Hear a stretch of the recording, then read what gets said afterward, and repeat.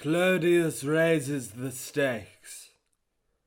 The winter festival of the crossroads, the Compitalia, had always been an excuse for riotous celebrations. To the poor, crammed into the maze of back alleys that snarled off every shopping street in Rome, the opportunity to band together to honor the gods who protected their neighborhood was a precious one. But to the rich, it spelled trouble. The Senate, impatient with anything that appeared to challenge its authority, had spent the 60s BC legislating the Compitalia virtually out of existence. The local trade associations, the collegia, which had traditionally organized street parties during the festival, had been the particular focus of senatorial suspicion. In 64, they had been banned altogether. The festival itself had been completely left to wither and die. By 59, the Compitalia had become so drained of menace that Cicero could regard it as nothing more than a pleasant backdrop to a stroll. His old friend Atticus was over from Greece, and in January, to celebrate the festival, Cicero suggested that they tour the city's crossroads together. The two men had much to discuss. It was the first month of Caesar's consulship.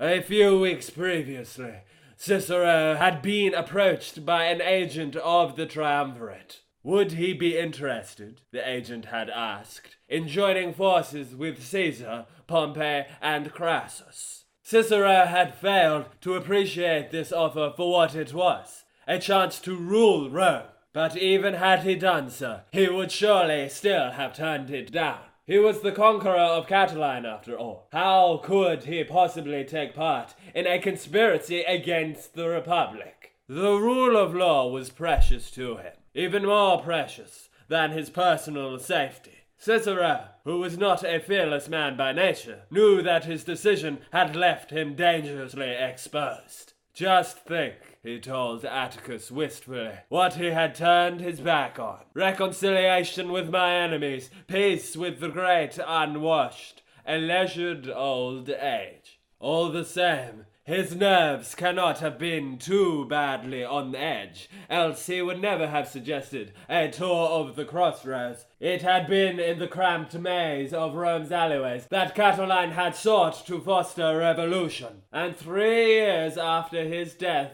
the specters of debt and hunger still stalked the festering streets. As Cicero and Atticus negotiated their way through the filth, they could hardly have failed to notice the signs of want. The aristocracy was not entirely oblivious to the sufferings of the poor. Cicero himself, when it suited him, might make eloquent common cause with what he privately disparaged as the mob.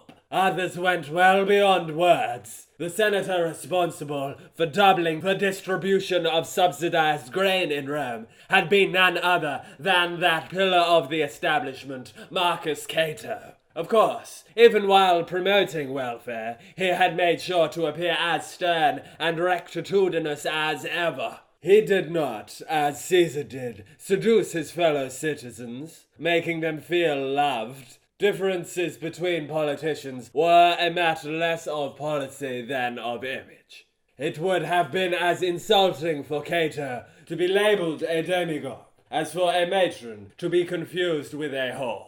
This was why crossroads, which were notoriously the haunt of both rabble-rousers and prostitutes, were rarely frequented by the respectable. They were good for the occasional day out, perhaps, but nothing more than that. An association with crossroads could be grievously damaging to a citizen's good name, or to his wife's.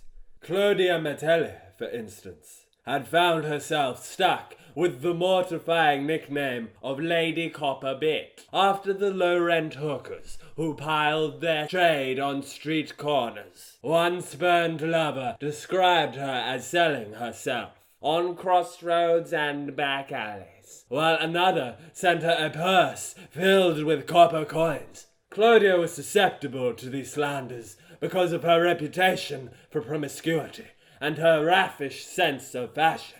But slang was not the limit of her taste for gangster chic.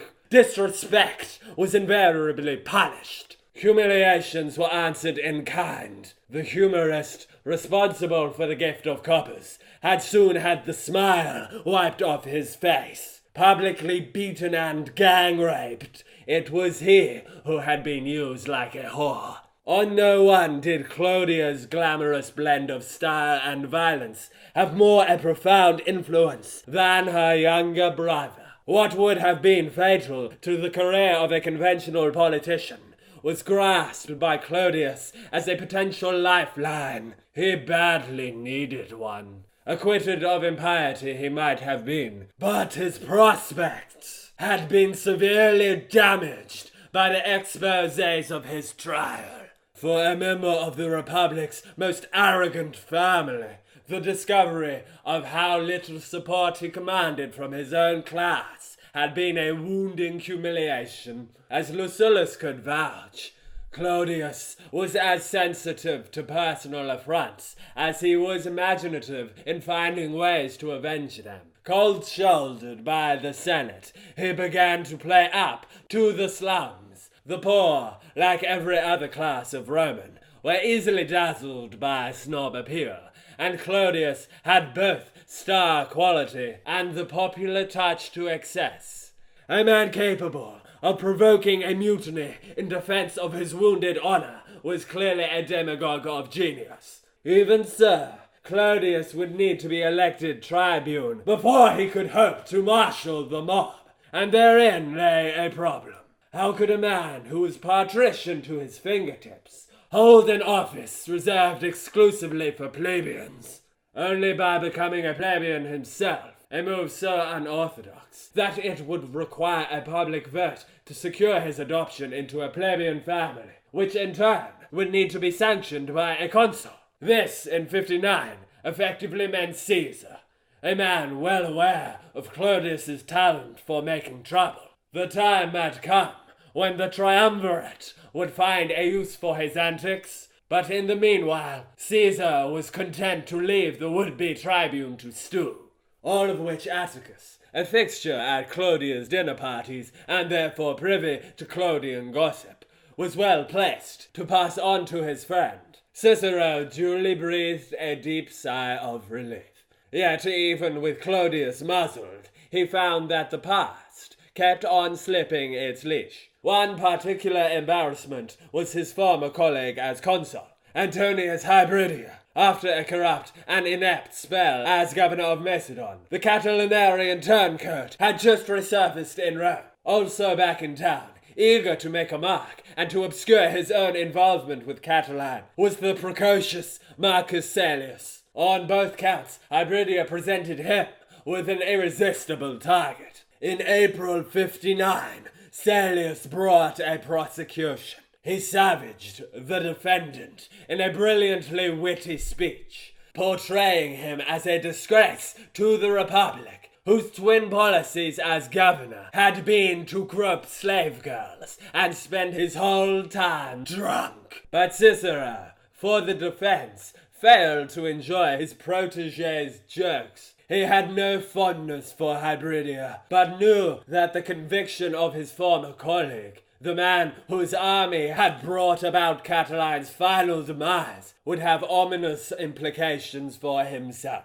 His rushed execution of the conspirators had not been forgotten, nor, by many, forgiven. When Hybridia was duly convicted, the slums erupted in cheering. Bunches of flowers appeared on Catiline's grave. For Cicero, the disaster of Hybridia's conviction was compounded by a fatal miscalculation.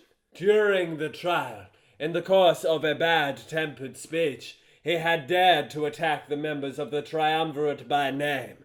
Caesar, aggravated by this buzzing of dissent, promptly moved to silence it. The means was ready to hand. Within hours of the speech having been given, Clodius had been declared a plebeian. Cicero, panicking, bolted from Rome.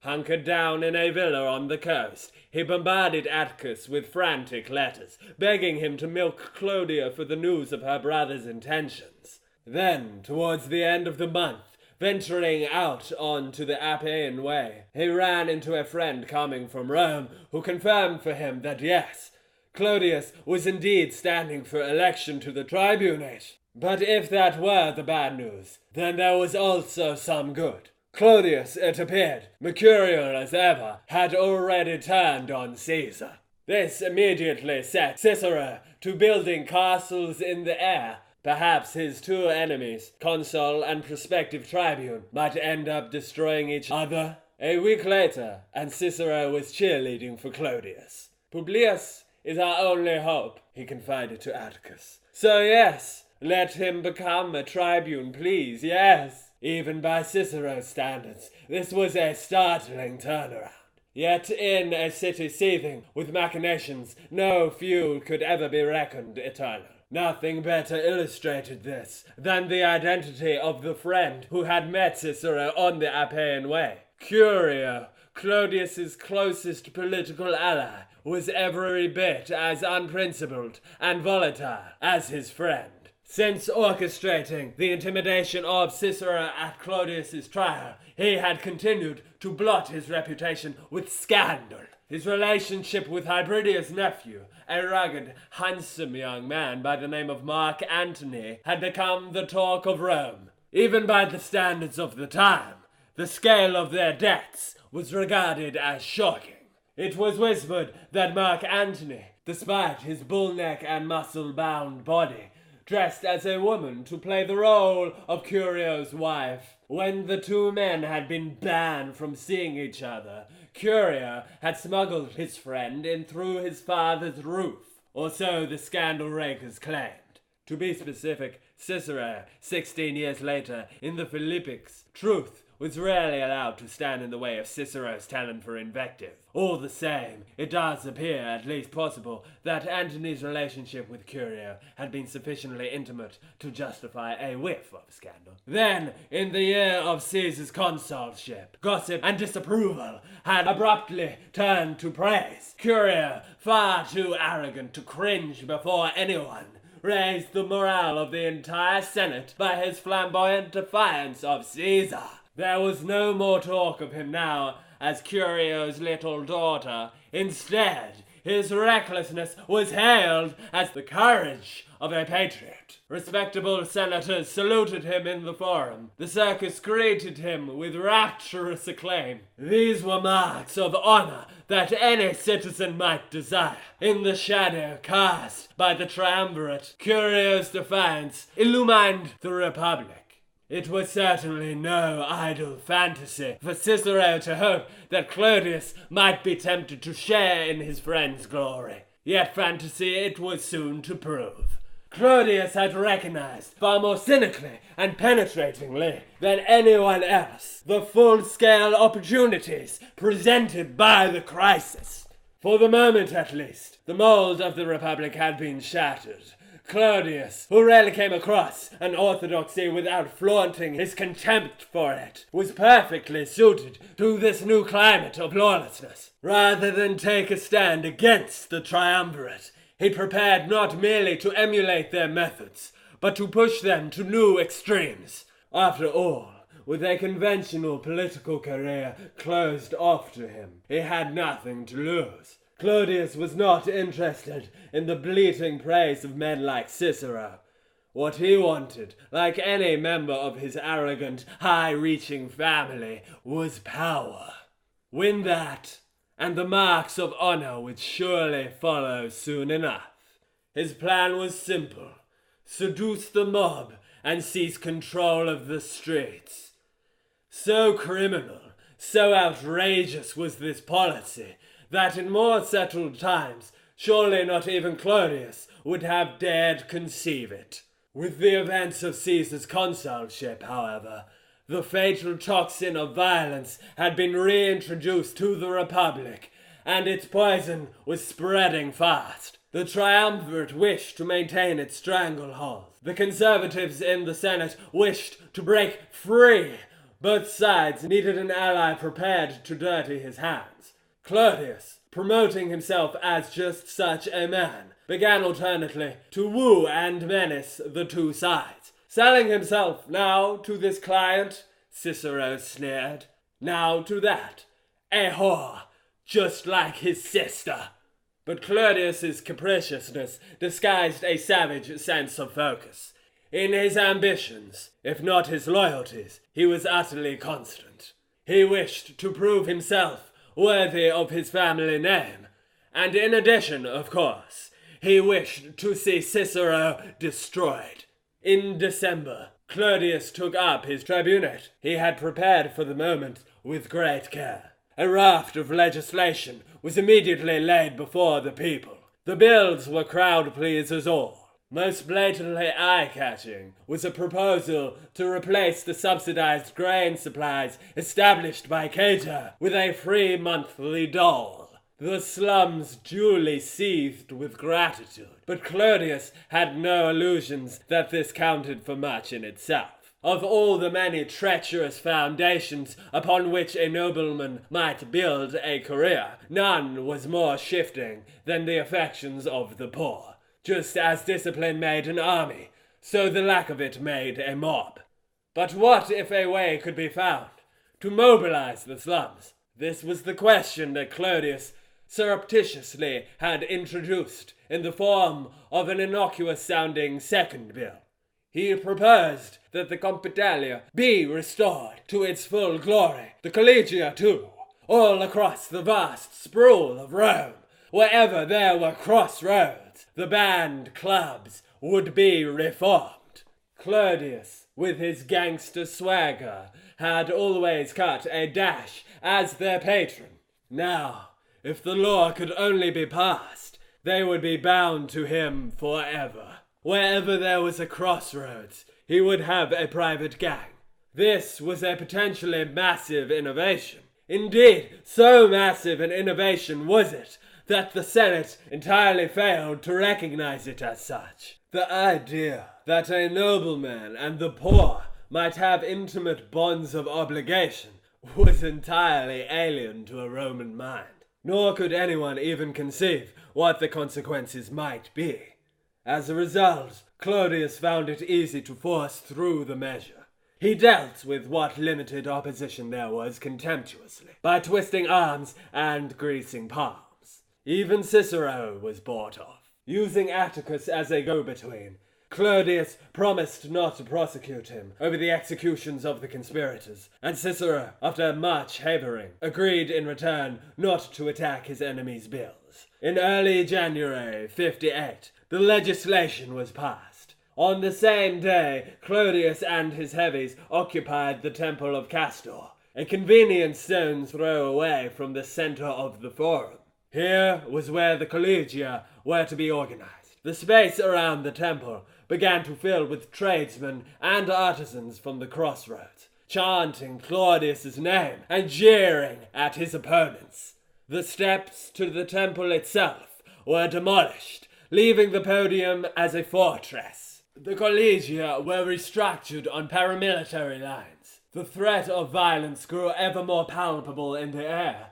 Then, suddenly, the storm broke. When one of Caesar's lieutenants was arraigned for prosecution and appealed to the tribune for help, Clodius's gangs piled in, mugging the judge where he sat and smashing up the court. The trial itself was permanently abandoned. As an exercise in controlled thuggery, its success appears to have exceeded the expectations of even Clodius himself. It certainly prostrated Cicero. Not only had his deadliest enemy revealed an alarming talent for organized violence, but he had also publicly aligned himself with the interests of Caesar. Since the end of his consulship, the new governor of Gaul had been lurking beyond the city's boundary, keeping track of events in Rome. Now he watched on in studied silence as Clodius prepared for his revenge. Trampling on the spirit, if not the letter, of his agreement with Cicero, the tribune brought forward